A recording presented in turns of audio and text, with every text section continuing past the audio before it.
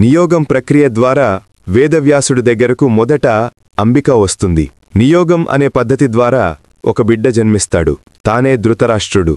కాని కంటిచూపు లేకుండా పుడతాడు. ఎందుకంటే వేదవ్యాసుని రూపాన్ని చూసి అంబిక భయంతో కళ్ళు మూసుకోవడం వల్ల వచ్చిన ఫలితం. పుట్టినవాడు కంటిచూపు లేకుండా పుట్టాడు.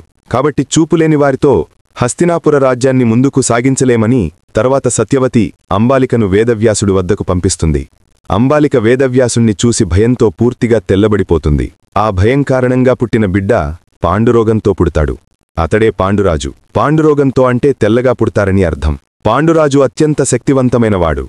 పుట్టిన ప్రతివారు ఇలానే ఏదో ఒక సమస్యతో పుడుతున్నారని సత్యవతి వేదవ్యాసుడితో ఇలా అంటుంది. ఎటువంటి లోపమూ లేకుండా ఉన్నవారు నాకు కావాలి అని చెప్తుంది. మళ్లీ అంబాలికను పంపించడానికి సిద్ధమవుతారు.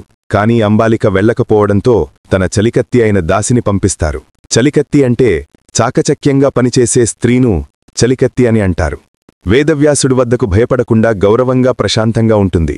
ఆ మంచితనం కారణంగా పుట్టిన బిడ్డ విదురుడు. ధైర్యశాస్త్రంలో నైతికంలో గొప్పవాడు. తరువాత వేదవ్యాసుడు అక్కడినుంచి తపస్సు చేయడానికి అడవికి వెళ్ళిపోతాడు.